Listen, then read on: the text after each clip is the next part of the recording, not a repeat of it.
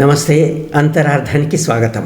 ఇటీవల సామాజిక మాధ్యమాల్లో తెలంగాణ ముఖ్యమంత్రి రేవంత్ రెడ్డి గారికి ఇంగ్లీష్ రాదని, తెలంగాణ ప్రజల పరువు తీశారని, దావోస్ వెళ్ళి అక్కడ ఇంగ్లీష్లో సరిగ్గా సంభాషించలేకపోయారని అనేక రకాల వెక్కిరింతలు.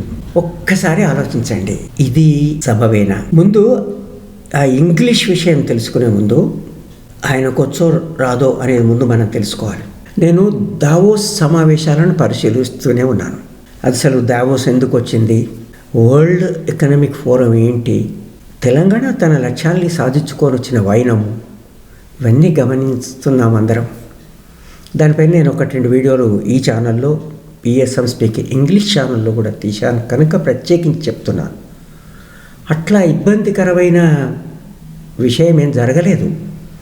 భాష ఉద్దేశం, భావ వ్యక్తీకరణ, అది ఆయన అక్కడ స్పష్టంగానే చెప్పినట్టు మీరు బాగా నిష్పక్షపాత వైఖరితో కనుక చూసినట్టయితే అర్థమవుతుంది.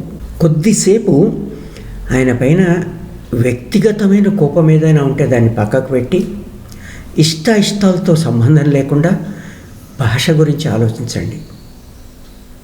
భాష ఉద్దేశము, భావ వ్యక్తీకరణ అంత మాత్రం ఉంటే చాలు. 1. 2, ఇంగ్లీష్ అంటున్నాం మనం. ఇంగ్లీష్ చరిత్ర ఏంటి, నేపథ్యం ఏంటి? వలస పాలనలో అక్కడి నుంచి వచ్చినటువంటి ప్రభుత్వం ఇక్కడి ప్రజలపైన ఇంగ్లీష్ని రుద్దింది కదా అని వ్యతిరేకించే వాళ్ళు ఉన్నారు కదా. చారిత్రక కారణాల్లోకి వెళ్ళి ఇప్పుడు కోపగించుకునే వాళ్ళు ఉన్నారు కదా. అట్లా ఇంగ్లీషు ఈ దేశంలోకి వచ్చిన సంగతి ప్రత్యేకించి ఇప్పుడు చెప్పాల్సిన పని ఉందా? అది మాతృభాష కాదు. తెలంగాణలో కానీ భారతదేశంలో కానీ అనేకులకు ఇంగ్లీష్ రాదు. ఇంగ్లీష్ వచ్చినంత మాత్రాన సమర్థులు, గొప్పవాళ్ళు, మంచి పరిపాలకులు అవుతారా? అది లేకుంటే కారా? ఇంగ్లీష్ రాని వాళ్ళంతా తక్కువేనా? ఇంగ్లీష్ రాని వాళ్ళంతా తక్కువ వాళ్ళని మనం అన్నట్టయితే కోట్లాది ప్రజలను మనం తక్కువ వాళ్ళని అన్నట్టు కాదా? అదొక రేవంత్ రెడ్డి గారు ఒక్కరే కాకుండా ఇంగ్లీష్ రాదు అనుకున్న వాళ్ళు నొచ్చుకోరా? తెలుగు వారికి, తెలంగాణ వారికి అవమానకరంగా ఇంగ్లీషు రాలేదు ఆయనకు అట్లా ప్రవర్తించారని అంటున్నారే. ఇంగ్లీషు రాని తెలుగు వారందరినీ, భారతీయులందరినీ అవమానించినట్టు కాదా ఇది? సో మనకి భాషా భేషజాలు అక్కర్లేదు. ఇంగ్లీష్ వస్తే గొప్పవారు కాదు, ఇంగ్లీష్ రాకుంటే తక్కువ వాళ్ళు కాదు, ఇంగ్లీష్ వస్తే తక్కువ వాళ్ళేం కాదు, ఇంగ్లీష్ నేర్చుకుంటే తప్పు కాదు. కారణాలు ఏవైనా ఇంగ్లీష్ ఒక అంతర్జాతీయ భాష, లింగ్వా ఫ్రాంకా, ఒక అనుసంధాన భాష.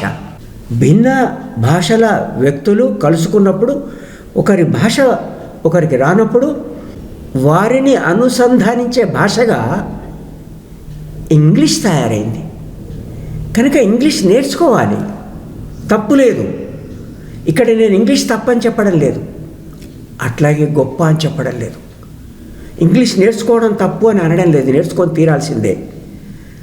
నేర్చుకోకుంటే అది తక్కువ అని, తక్కువ వారని, శక్తిహీనులని, సామర్థ్యం లేదని, పరిపాలన ఇతర సామర్థ్యం లేదని, పరిజ్ఞానం లేదని అనుకుంటే అది అన్నవారి, క్షమించండి, అవివేకాన్ని తెలియజేస్తుంది. కోపం ఉంటే ఉండొచ్చు, కానీ ఈ రకంగా అశాస్త్రీయ వాదనతో భాష రాలేదని, పలానా భాష రాలేదని అవమానించే పని చేయొద్దండి.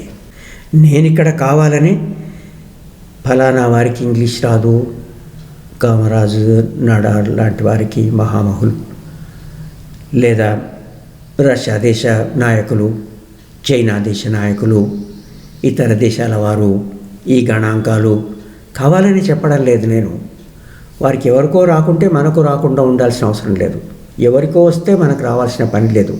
ఈ ఉదాహరణలు, ఈ గణాంకాలు అక్కర్లేదు. భాష రానంత మాత్రాన తప్పు పట్టకూడదు, అవమానించకూడదు.